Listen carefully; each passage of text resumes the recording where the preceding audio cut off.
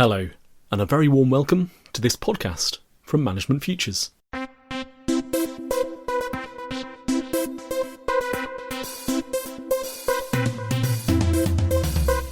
Hugh Reynolds, Head of Learner Experience and Engagement.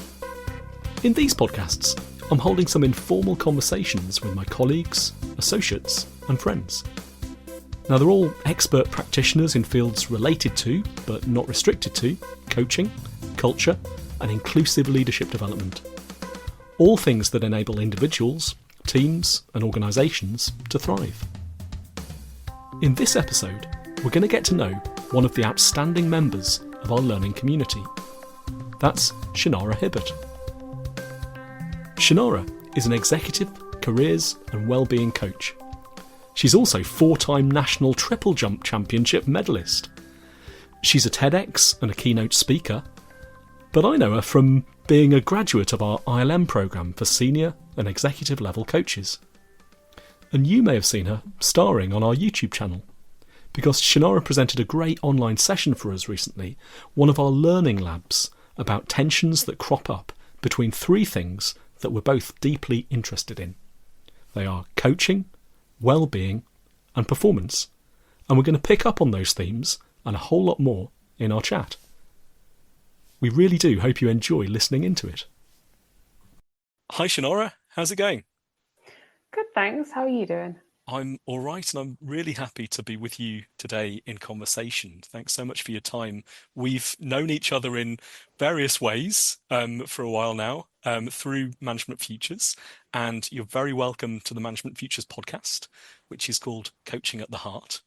And there's all kinds of things that we could talk about, and we settled on a couple of things. So let's introduce our listeners to what those things are going to be. I thought, as a way of going into a conversation about coaching, well-being, performance, I've been wondering about what people see of us, right? Because I follow you on LinkedIn and I see news about you. So it might be like a great success in the athletic stadium, or it might be some work that you're doing with a company.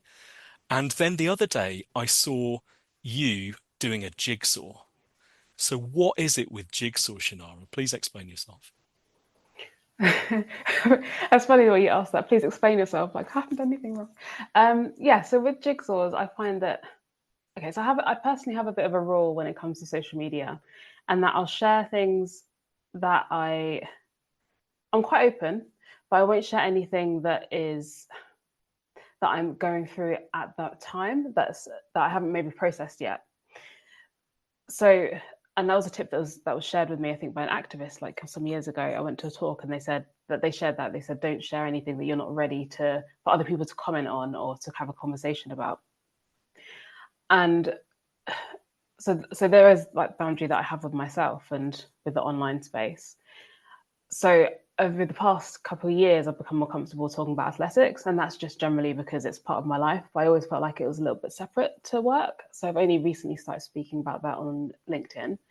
And then in terms of actually getting to your question about puzzles, I just find that they're a really good way for me to just take time out throughout the day and just to take a moment to be present. I know that for myself and for a lot of people, it's challenging we know that we should rest, we know that we should take time out, but sometimes it's challenging to just feel like you have to sit and do nothing. Whereas I find with puzzles, it means that it's just there in the living room. I keep it in the living room, actually where I'm sat now. The reason I'm sitting here is because I just finished one. Otherwise, I'll probably be sitting somewhere else looking at it. But yeah, I find that it's just in the living room. I can just take a moment. I can take a rest without feeling like, oh, what should I do now? Or, oh, I'm bored. Or, And what are we talking? Productive. Shanara, is it 1,000 pieces? What is it? A big project for one jigsaw? It's 1,000 pieces.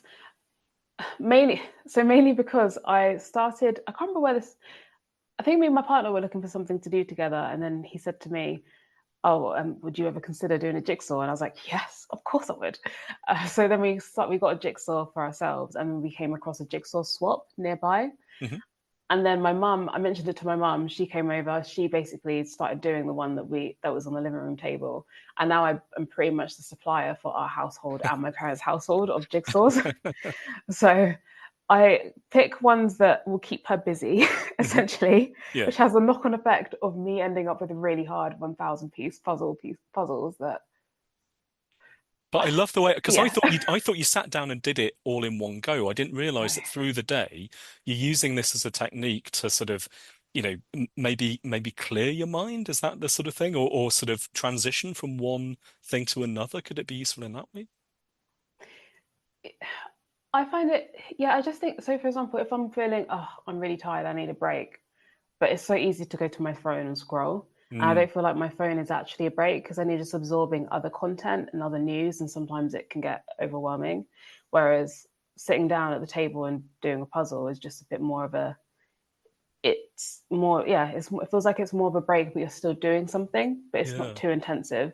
And yeah, then I guess getting all metaphorical and a little bit coachy with it, it also feels like you're achieving something. yeah, And you might not know exactly how the pieces are going to fit together, but at some point you know that they will. And I yeah, like that. It's just a nice reminder that if things are going on and outside of the jigsaw in other spaces, and you're not quite sure how the pieces are going to fall or fit, mm, they will at some point. It's just a process. So I yeah, find that quite a good reminder. The other thing that I've found is that there's been a few things that I found challenging over the past few years in terms of, particularly in terms of grief as well, personally, and mm, it's been really helpful for me to sit with it. I don't know why or how. I don't know why, but it just feels really. It's felt helpful to sit and do a puzzle and just, I might feel a bit sad, but it's just nice to do something as well, mm, or even talk about it over the puzzle. It just feels like it's a good creative sort of way to navigate things. yeah. So And yeah, thanks it's so much for become bigger making. than I thought. Well, thank you, and I hope you're okay with me making it even bigger by talking about it as the first thing on our podcast episode today, because it did strike me. Thanks for making it coachy as well and putting the coaching at the heart of it. To me, it's sort of I'm hearing that it's an analog thing, right? That it's not a digital thing. You're turning away from screens and doing something in the real world, and maybe Yeah. also it's a focus in the same way that in coaching we need to bring focus, sometimes with objects, actually, bringing things that are meaningful. And I know we've had a meaningful conversation about jigsaws and what it means in your life. But I think, for me, it really connects with how I turn away from my screen. I'll turn myself through 180 degrees and actually face away from the digital things and all my work Yeah. that I'm doing in the digital space. So thanks for doing that. I'm really fascinated that you mentioned about completing it as well and that sense of achievement, because I wonder about this balance between performance and well-being. So performance to me seems to be about achievement and finishing things, doing things, winning things perhaps, and all of that. And well-being for me is sometimes the opposite of achievement. It's sort of stopping being productive or stopping performing. So I'm going to introduce a word here. I don't know if you're comfortable with this word. Is it a balance between performance and well-being? Is it we're sometimes doing one, we're sometimes doing the other, but we want to keep a balance in our lives? It's important. Oh, there's so many ways I could answer this. So this definitely important to have a balance between performance and well-being. So you can perform and not be in a good place with your well-being, but you'll perform better and for a more sustained period of time if you do look after your well-being. And often you see messages about grind culture and working hard and putting in all the hours, and I've got 3 hours, 4 hours, 5 hours sleep, and that's being seen as a flex. Whereas there's research on the other side showing that, like for example, with managers, if managers are sleep deprived, they unintentionally um, impact negatively on team morale, and Mm, actually their team can tell, they perceive them as less charismatic, for mhm, example. And in sport as well, well, to be honest, when you're active, so when looking at it from a sports perspective, when you're active and you, I don't know, lift weights, for example, like I did this morning. Hmm. if you have, if you lift weights, when you're lifting weights, you're actually breaking down muscle and creating like micro tears in muscles. Yeah. So then the period after where you rest is actually when your muscles recover and get stronger. So you don't get stronger when you're exercising, you get stronger afterwards and in that rest period. And if you don't have that rest period and you keep exercising, you eventually overtrain, and potentially that's when injuries happen. And I feel it's the same physically and mentally in Hmm. different ways. And that's where the well-being side of performance comes in, and the balance is important because you can't really have the performance without the well-being long term. Mm. And I'm taken with that word recovery as well because it makes complete sense in a sporting context, even though I'm not a sports person and I don't know that much about sport. When I hear that you're recovering from something or it's a recovery day or a recovery evening, that makes sense to me because you're allowed to. You're an athlete. You're an elite athlete, right? And I wonder if I told my colleagues, "Oh, I can't do this today. I'm having a recovery morning." They might think I'd been out on a bender, drinking or something, which I haven't been doing. I just might have had a hard time the day before, and I'm recovering today. Does it transfer to a sort of working context? Do you think this idea of recovery? Yeah, because then you have concepts of burnout as well, Mm, and I think burnout is sometimes misunderstood because there are three particular characteristics of burnout, but it is the wellbeing practices can support slash help prevent it. hmm. So if you, I'm trying to think of an example, but even I guess to the point of uh, this is again a physical example, I guess, but even to the point of musculoskeletal disorders are one of the main reasons that people are off sick, Mm, off long term sick and signed off sick from work.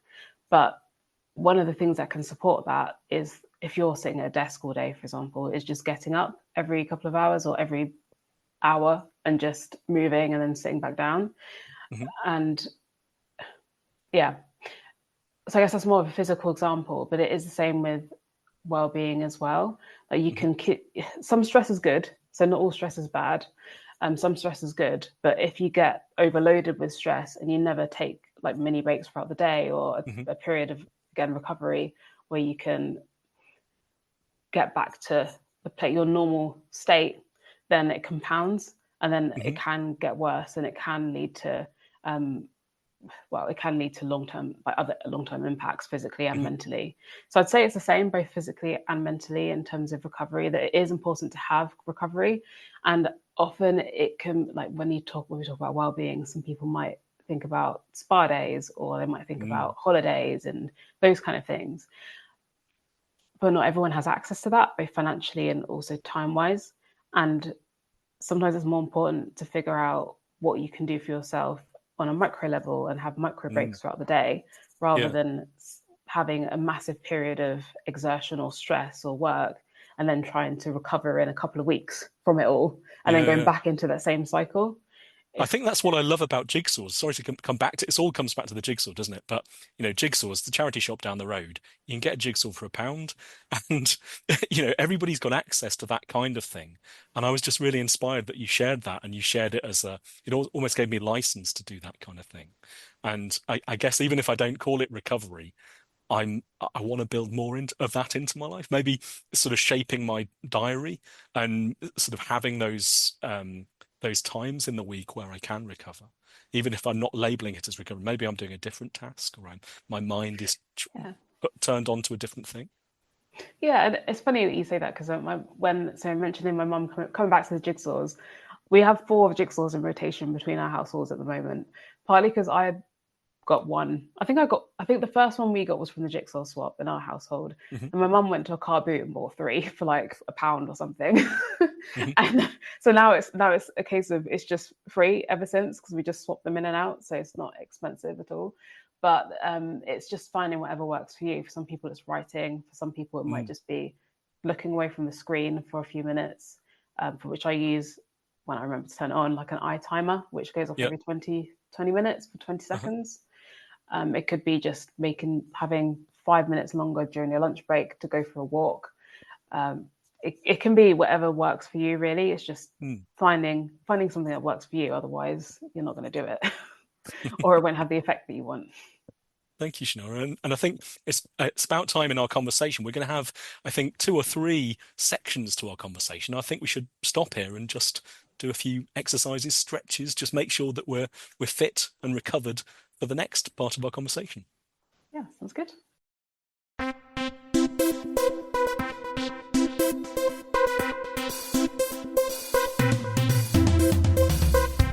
How's it going so far? Just a reminder that you're listening in to a podcast from Management Futures. I'm Hugh Reynolds, Head of Learner Experience and Engagement, and I'm talking to Executive, Careers and Wellbeing Coach, Shanara Hibbert. Thanks so much for listening in. Hey Shanara, thanks so much for still being with me in this conversation. We're having a conversation about performance and well-being, and also putting some coaching in there as well, and understanding how our backgrounds in coaching are informing the chat we're having today. So I wanted to widen out a little bit. We've had some exercises. You've told us a lot about jigsaws and having breaks and having recovery time to aid our performance. And I want to widen the conversation out a little bit to talk about maybe lifestyle and the combination of talents and capabilities that you have. So I mentioned earlier that I follow you on LinkedIn, and I'm seeing all sorts of great stuff going on in the sporting sphere with your athletics, and I also see some of the work you're doing with organisations. So if we think about this work with leaders, your work and your activities in sport, and your interest in inclusion as well, I'm wondering how these things come together in you, how they inform each other.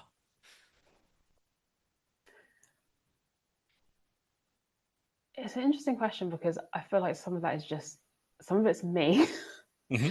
but then a lot of it is what I've been interested in and learned and trained in and worked in over time. So I've competed in athletics for over 20 years. I just stopped. I'm probably just going to stop counting now and just keep saying over 20 years for the next 5 at least. Okay. So I've been in a sporting environment for quite a while, in that competitive sort of environment, but also quite a community-based environment, depending on what sort of level you're competing at. Mm. And that's just a part of me. And I'd say for the past, since 2019, 2020, I'd say, I've prioritized athletics over most other things, which has then meant that when it comes to well-being, it's not really a luxury. It's a thing that I have to look after. So I have to look after my sleep if I want to be able to recover as best as I can physically and mentally to be able to do the next training session. I have to make sure that I drink a certain amount of water, which I did question for a while until the data. I have a fitness tracker which tells me the impact of certain things I do, and it did tell me I do need to drink a certain amount to have a better recovery, which sometimes you're just like, oh, I don't want to do these things. Yeah. So in that sense, and then when you're faced with the data that tells you that these things are working, which is why yeah. I got the fitness tracker, because they're only as good as the person that listens to it, I think, to an extent. So yeah, that part of the performance side is part of me, and I've put myself in environments with high performing teams. So my training group is a high performing training group, I'd say. I'd also say that for the past 3 years, I've worked in elite sport with Olympic and Paralympic athletes, and that's a high performing environment as well, where you have the best athletes in the UK and also in the world that you're supporting and working with. And then to support that, the staff need to be working at a certain level as well. So I'd say I'm used to working in high performing environments. And then having been through myself mental health challenges, I personally feel that I just wouldn't want anyone else to go through what I felt that I went through, and also not have the support that not be able to access support or know where they can go to access support when they need it.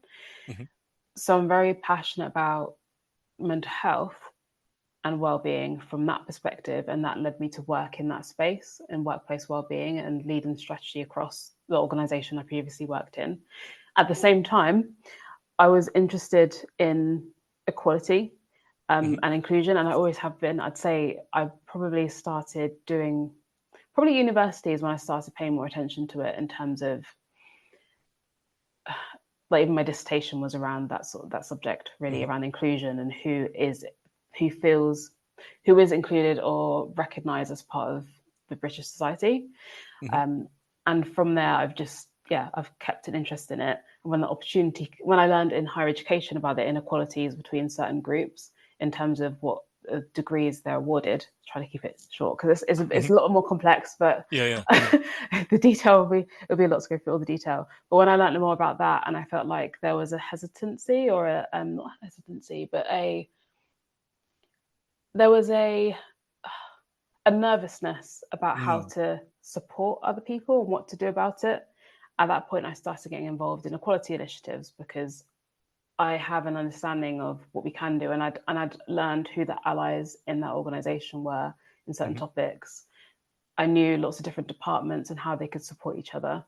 And I also knew what the challenges were, both from working directly with the people we're trying to support, and also from being somebody who's been through that process myself as well, who has some lived experience. Mm. So all of it comes together because it's areas that I'm passionate about. And I Mm. do see the links. So when I was working in the workplace wellbeing and equality role, there were separate roles, but I could always see the crossovers. So when you look at data, there's differences in well-being and mental health outcomes if you look at different people from different backgrounds, or if Mhm. you look at different gender or ethnicity, you can see that there's differences. And I guess coming back to coaching, that's partly why I like coaching in a way, because I like to recognize that there's an individual solution for everyone.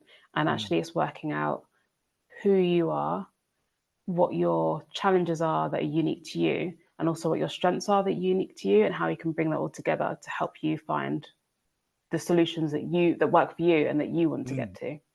And it's a complex, I mean, humans are the most complex thing, perhaps. So those sorts of complex issues, are they things that in the coaching space, and when I say coaching, I mean executive, senior level coaching, leadership coaching, things like this.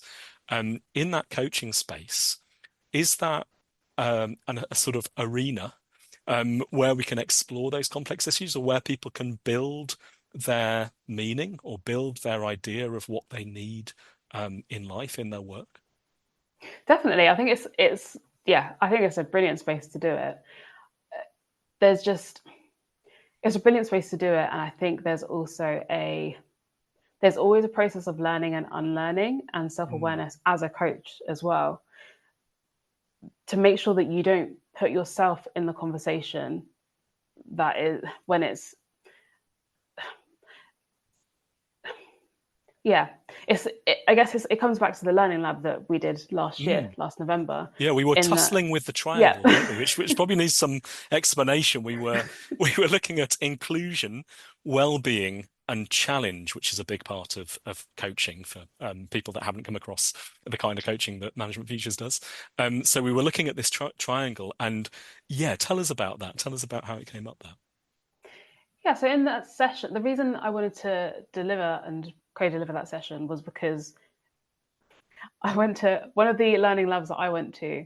I felt like there was a coach in there that wasn't necessarily giving space to other people's lived experience and my lived experience. And I found that frustrating. And I wanted to recognize in the learning lab that we did that when you look at the EMCC and their guidance for coaches, they talk about well-being and ensuring the well-being of yourself and also your Mm. clients. They talk about equality and inclusion, but they don't really go that much into it. And Yeah. then they also talk about, as coaches, how we need to challenge our clients to get the best out of them. But there's a fine balance between challenging someone and also giving them the space to explore what's true for them. Yeah. And sometimes if you put yourself in the conversation, you can either encourage that, or you can potentially prevent them from sharing something because of the way that you maybe have framed a question, or haven't framed a question. Mm. So yeah, I wanted to acknowledge that in the session that we did. And I can't remember where we started in this conversation, but I know that was Well, relevant. no, it's completely relevant. I mean, for listeners and people that haven't come across the EMCC, the European Mentoring and Coaching Council, they issue these guidelines and lots of support for coaches. And like your learning lab was all about those tensions and how we unpack these things that are easily said but are difficult to do. And I think you really got to the heart of that in your learning lab. And I guess what I want to get towards in our conversation is some idea of, you and your complexity and the complexity of issues that you help people with through your work, including your coaching work. And maybe if we narrow it down to goals, right? So in athletics, the goal is quite clear, or to me as somebody who's not so well versed in sport, the goal of going further, going fastest, this is quite clear. And then there are also goals in business and goals in life. And I'm wondering how those differ in terms of how you work on them. So I'm sorry to ask again about how these things are coming together, but maybe this is an example of that if we think about goals. My year starts and ends sort of in September, October. Because I worked in higher education for so long, and that's Hmm. when the term is, and then also because of our athletics season, I usually finish my last competition in August, September, and then have a break. And then usually what I do is I'll put together a sort of, I won't do it this year because I'm still working on last year, but Yeah. I'll have a look and reflect on what my goals are, and I create a vision board which has them all on there. Hmm. And I guess from the And these, overarching, sorry, Sinead, these are goals for everything. So all yeah, aspects of your life, right? yeah, Yeah, yeah, you're yeah. not excluding anything. You're not sort of focusing in on sport or business or anything. These are any kind of goal is on your vision board, right? Yeah, and I guess the way I look at it is there's athletics, there's business slash career, and then there's my personal life. So I Mm. view it as three separate things, although they're not because they all come together at different points, but I view them as three separate things. With sport, I don't know if I approach them, I think the method, I don't know if I approach them differently in terms of how I set goals, but I do. So when you said that it seems quite clear in terms of the goal in sport, so Mm. I think the goal that I have in sport is sometimes different to what people expect it to be. Hmm. So there is obviously maybe wanting to get medals or getting podiums, and you always want to do a personal best. But I also set process goals Hmm. because there's certain things that you can't control. So I can't personal best is maybe not the best example, but in terms of I can't control how everyone else jumps, and who if someone else jumps further than me, that's completely Yeah. out of my control. What I can control are the steps I take along the way. So the Hmm. goals I set for each training session, and even the goals I set for how I want to feel. And in some ways, I think that's similar across all areas in terms of setting a goal for how I want to feel. So Mm. this year, I had a really successful competition season, and the most successful I've had. And arguably, it feels it feels better because I've had so many years of having to come back from Achilles surgery and with the Hmm. rupture that I had to get back to this point, and I didn't necessarily think it was going to happen by the time I got to this time last year. But Hmm. this time last year, I said, actually, I want to enjoy the season, and I want to feel like I've I want to I want to jump and just feel the jump. It's hard to describe, but I just love the feeling of jumping and the Hmm. actual process of in the competition and that flow state that I get into. And Mm. I wanted to enjoy that. Whereas in some previous years, because I'd had like niggles or injuries, there was just pain and I just wasn't enjoying it so much. So I knew how I wanted to feel in that sense. And then when it comes to business, at the moment and the career over the past few years, Mm. it's been to support the athletics. So it's wanting to work in a way that I have as much impact as I can in supporting people to achieve what they want to achieve and being able to take from what I've learned in sport and share that with others. And at the same time, not burn myself out because I need to be able to be at my best to compete and to Mm. train. So it's again how I would like to feel. And then I guess Yeah. when it comes back to personal life, it's similar. It's similar in that sense. Is how do I want to feel in my personal life, and Yeah. what kind of connections do I want to make? Um, how do I want to progress. That's super fascinating, and I didn't expect feeling to come up so much in our discussion as it has. And I completely get that, the process of having it on your vision board and then sort of zooming into what kind of feeling you want can be applied in all those different contexts. And I think it's really helpful to think about maybe things in our own lives that things that we might be closer to in terms of feeling in our personal lives, whether we share it or not, what we can transfer in terms of visioning that feeling. I work with my fingers. I push buttons on a keyboard all day. That's about as athletic as I get in terms of my work. And yet, it's the feeling that I have around those work projects is really, really important. So I am starting to see sort of the connections much more strongly thanks to your input around this, around feeling and the things that I do. I've got a cheeky question, if I may, Shanara, just to round up this section of our conversation. We're having three bits to our conversation today, and I'd like to end this section just by asking, how on earth do you do it all? I don't do everything. I don't do it all. People ask me this all the time. People ask me all the time, and yeah, I just don't. There's things that I like. For example, with work, I've been working part-time since 2020. So as much as you might see achievements that I'm doing in my career, my business, you have to kind of bear in mind that I'm still working part-time, so I'm not working full-time. Training, it does take up, I feel like it takes more energy up than it takes time to an extent. Like it does take a lot of time as well. So I have 4 full-on sessions 4 times a week. 4 full-on sessions 4 times a week. A full-on session 4 times a week. Okay. And then I also have a yoga session, which is less intense. And where if I'm feeling too tired during a particular exercise, there's an opportunity to just lie there for a second. So that's quite nice. But I feel like it's more about how much energy it takes out of me, because sometimes I might feel like I need to nap. Sometimes I don't want to speak to people as much because I just feel like I'm one of those people who needs time away from others to regain energy, and then I'm back in again because I'm quite engaged. So I don't do everything. And even in terms of, there's a lot of things I say no to because of that energy, that need that energy management, I'd say. So I don't do things late in the evening. If it's going to finish after 10, there's a likelihood I'm going to say no. Or to be honest, if it finishes after 9, there's a likelihood I'm going to say no. So there's a lot of things I do say no to, but I'd say that what I am good at is planning. I'm very good at planning. I'm very good at blocking out my time, and semi-good on boundaries. I'm better than I could be better, but I've been working on it over the past few years. So I'm quite good with boundaries. And I hear a lot of people do say to me, because I'm used to the way I work and the way I do things, but a lot of people do say to me that I'm the most organized person they know. And the things like, I've just learned how to streamline things. So, but I have a lot of support as well. So when I was thinking of that, I was thinking of, we do a lot of bulk cooking or batch cooking at home, so that we only have to cook twice a week. And when I say I mean me and my fiance. So I get a lot of support in terms of him helping on that side. I have my athletics coach to distinguish between the coaching we were speaking about. Thank you. That's really helpful on a podcast about a particular kind of coaching. Thank you. I have an osteopath, a sports massage that keep me in check. Like, there's a lot of people that help me in lots of different ways.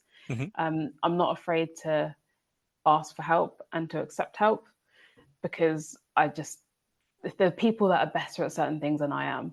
And the more I can accept help in those areas, or learn from experts, or lean on them, the more I can focus my energy on the things that I'm really good at, and that will get me further by doing myself. Thank you, Shanara. And I'm really glad that we brought it back round to well-being and making sure that we've got that energy and we've got that focus. And I'm looking forward to having in our next conversation, the next and final stage of our conversation, I'd like to delve even deeper into well-being and bring that back around to performance as well. So thanks so much for this stage of our chat. We should go off and do a bit of a jigsaw or something like that before we come back together. I'm definitely going to stand up and Great. stretch. Cheers, Shanara. I'll do the same.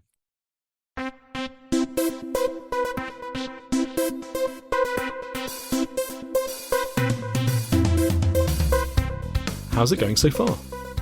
Just a reminder that you're listening in to a podcast from Management Futures. I'm Hugh Reynolds, Head of Learner Experience and Engagement, and I'm talking to Executive, Careers and Wellbeing Coach, Shanara Hibbert. Thanks so much for listening in. Shanara, thank you so much for staying with me for this third part of our conversation. We're talking today about well-being and performance. And you've already told us a lot about jigsaws and why they're so important for recovery and for taking time away from things that you've set your mind to. And you've also told us in the second stage of this conversation, you were talking about how you don't do it all. It might look like you're doing everything, but actually you're not doing everything. And to start off this last part of the conversation, I want to challenge that a little bit because you do a lot. And I'm guessing that you need a really good sense of when you're pushing things too far or when you've gone a little bit over what you wanted to do. So how do you know when you're about to push things too far and about to break? So I mentioned the fitness tracker that I have. The reason I bought that was because I had, not that I can really pinpoint the reasons for it, but I had a couple of injuries. And so I had my Achilles rupture and surgery in 2021. And I think that was more of a case of, because it happened after the pandemic and we didn't have access to some of the training facilities and probably a combination of things. But then I'd be in really good shape.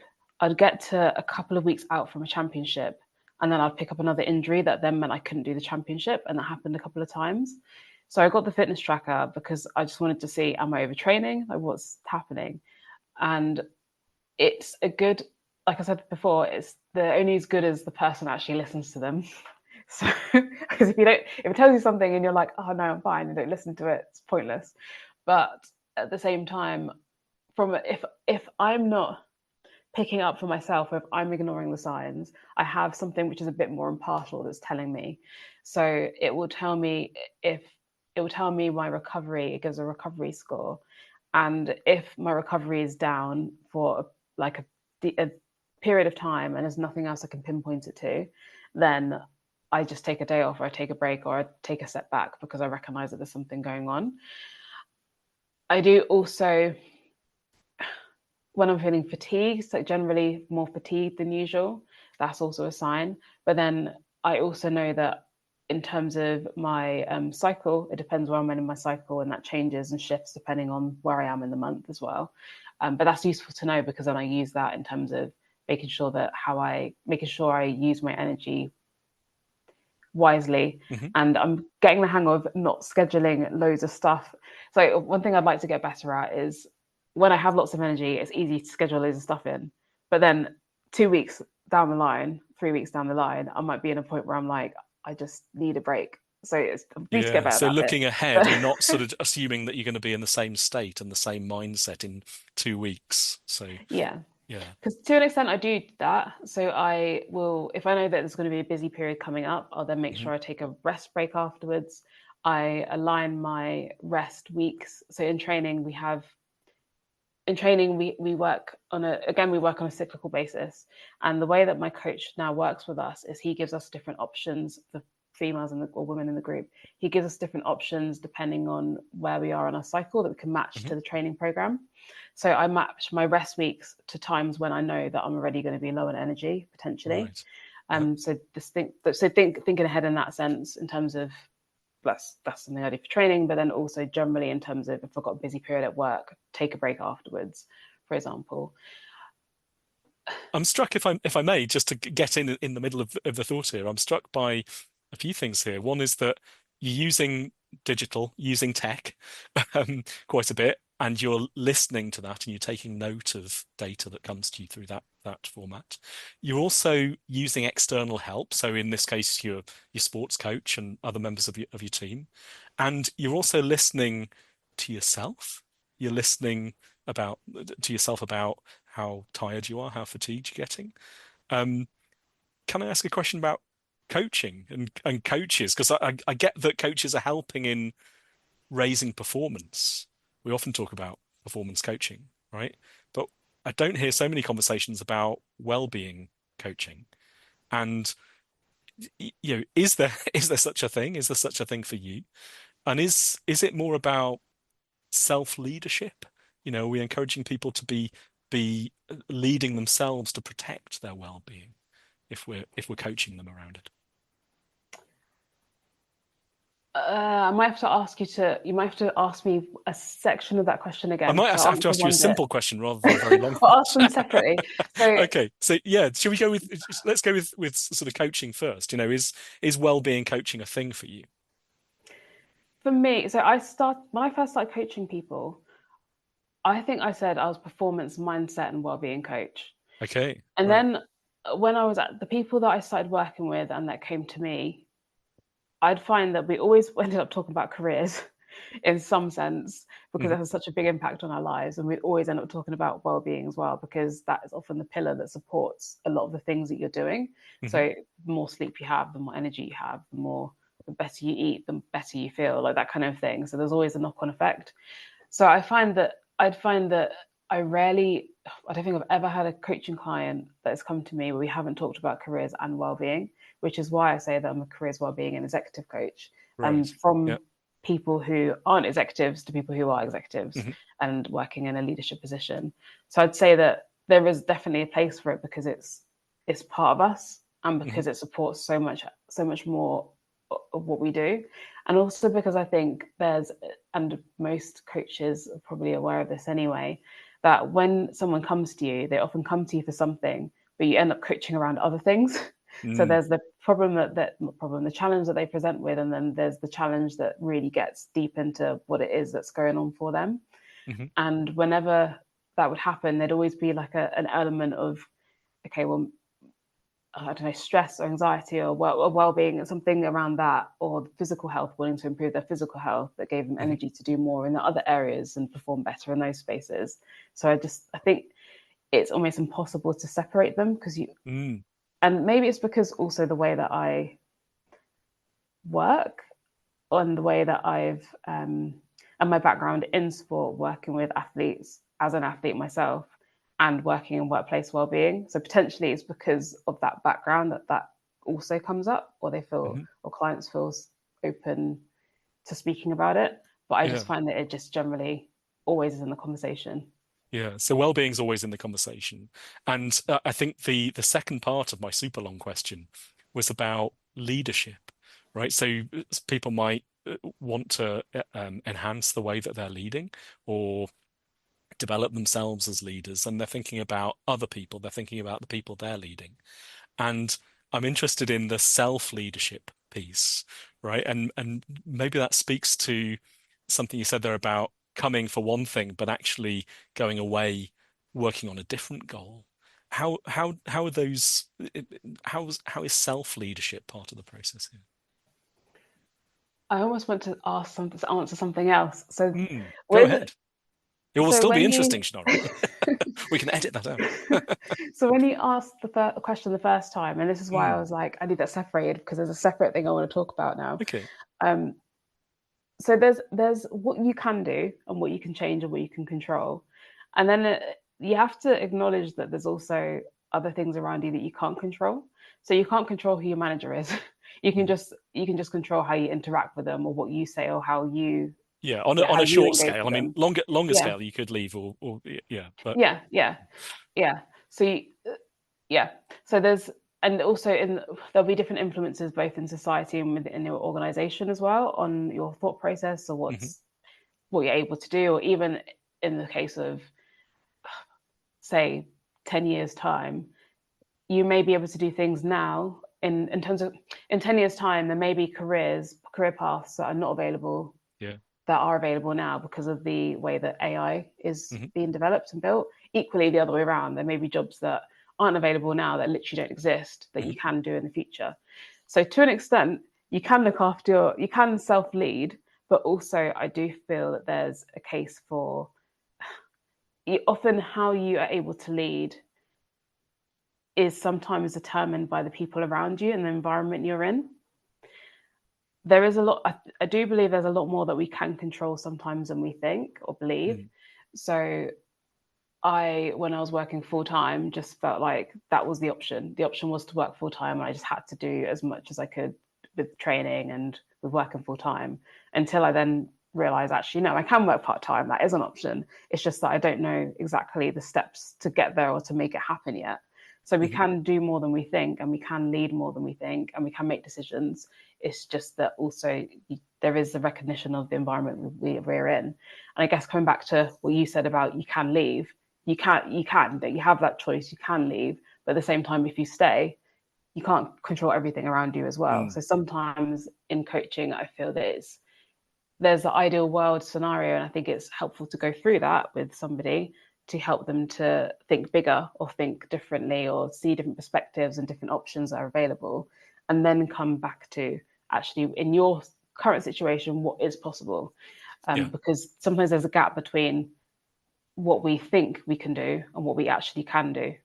Yeah, and I think for coaches as well, it can be a challenge when people bring other people's issues. So you end up, Yeah, or if if you're not careful, you end up trying to coach somebody who's not actually present, and deal with their goals instead. I mean, I'm it smiling because I had that this week. okay. I had exactly that scenario this week with somebody, and with someone I was working with, where where their challenge was technically somebody else's challenge, and then Mhm. they realized that actually it was somebody else's challenge, and what they could and came back to what they could do rather than what the other person Yeah. needed to do. I'm trying to say it without giving anything away. No, no. And by the way, we're going to release this podcast in a future week that isn't this week. So yeah, I think we're covered there. But wonder if we could look at one of the things that you've taught me, and I think is so strong in what you've said today is around well-being not being a luxury. Yeah, we can't afford not to do it, whatever our lifestyle, whatever we're into. And we could get ourselves a coach, and we could talk about well-being in that sort of coaching context. But have you got other things, perhaps things that you already work on with people that you could give as sort of takeaways or hints or tips to our listeners? Have you got any sort of go-to things or things that you keep coming back to in terms of improving well-being?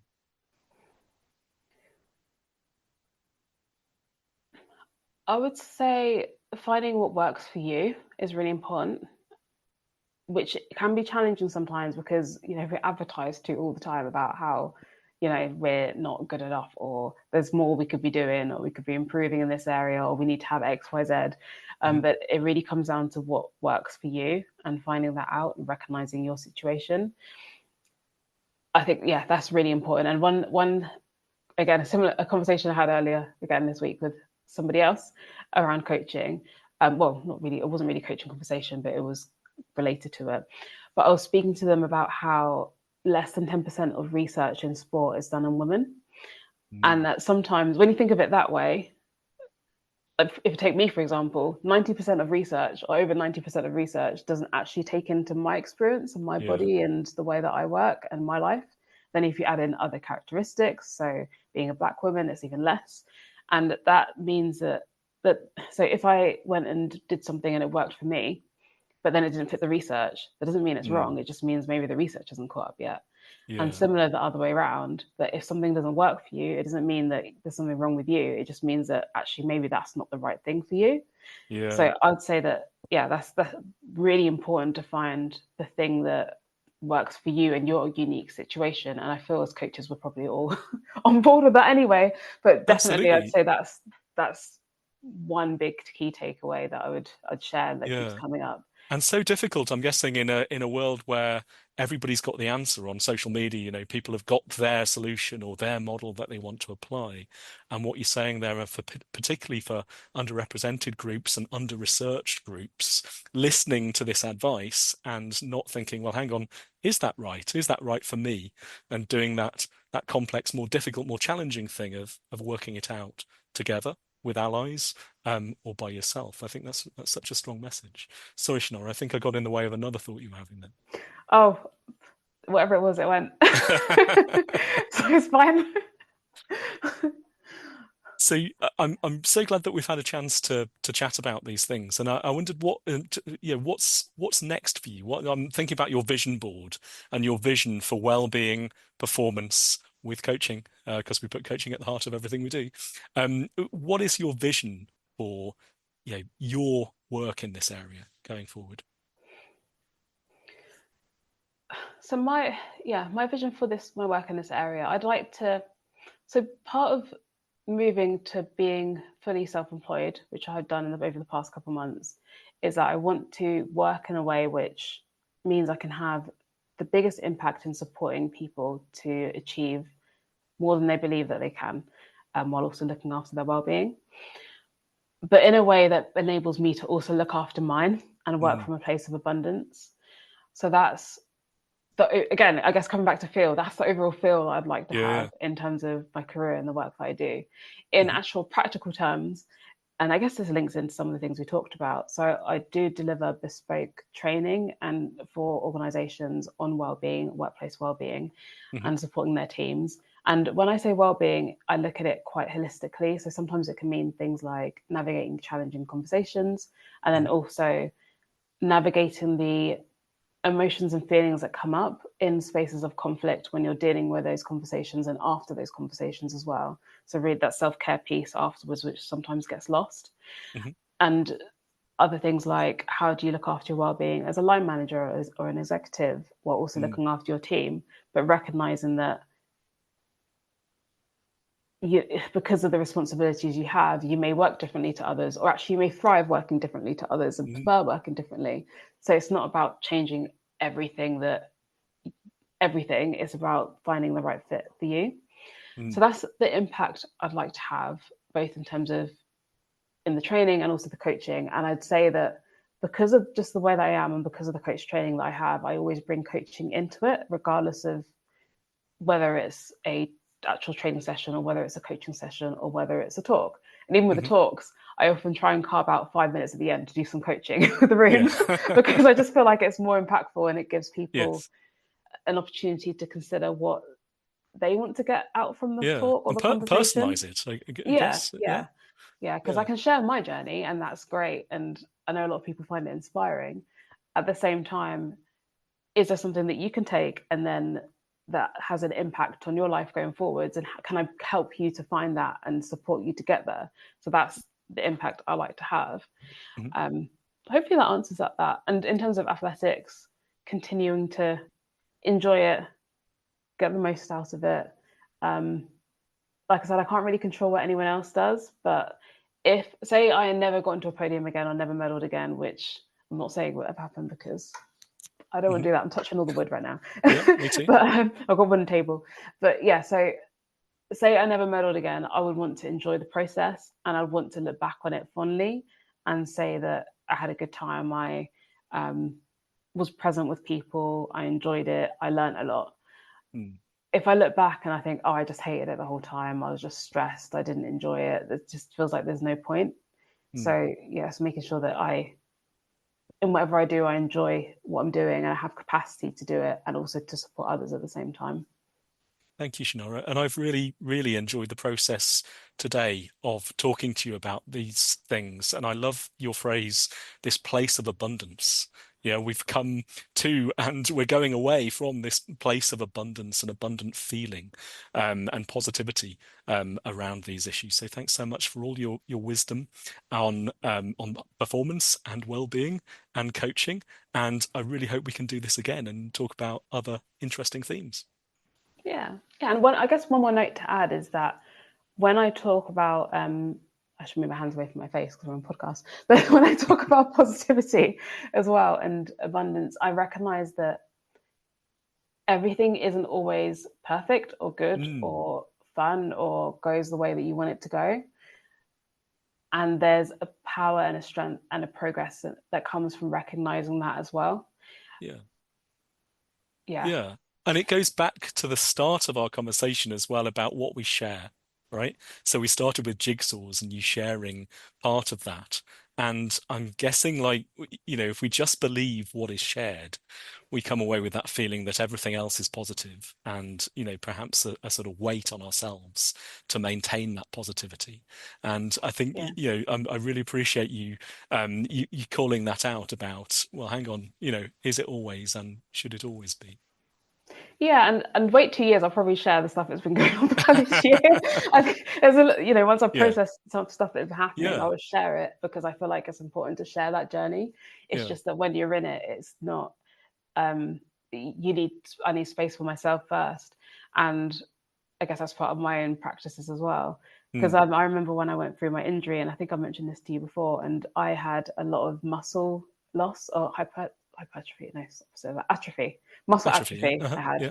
I had a lot of muscle atrophy, which meant that even now, the muscle on one leg is from my calf to my thigh is less than the other after Hmm. that because I haven't quite got it back.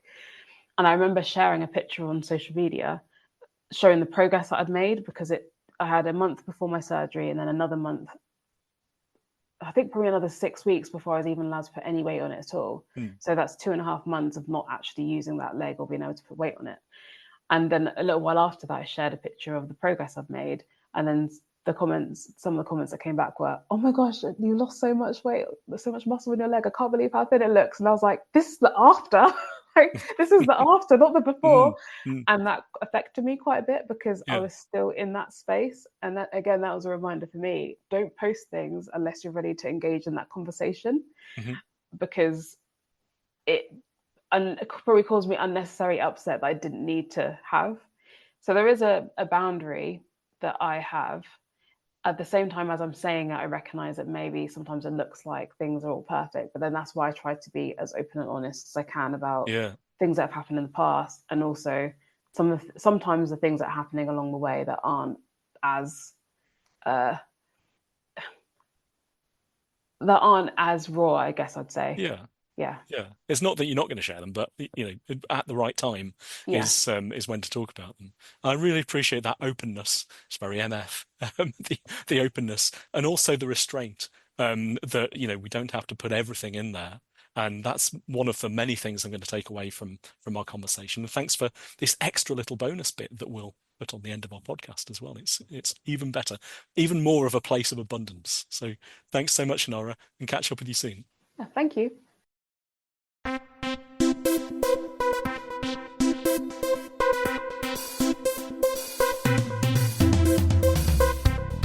Thanks so much for lending us your ears.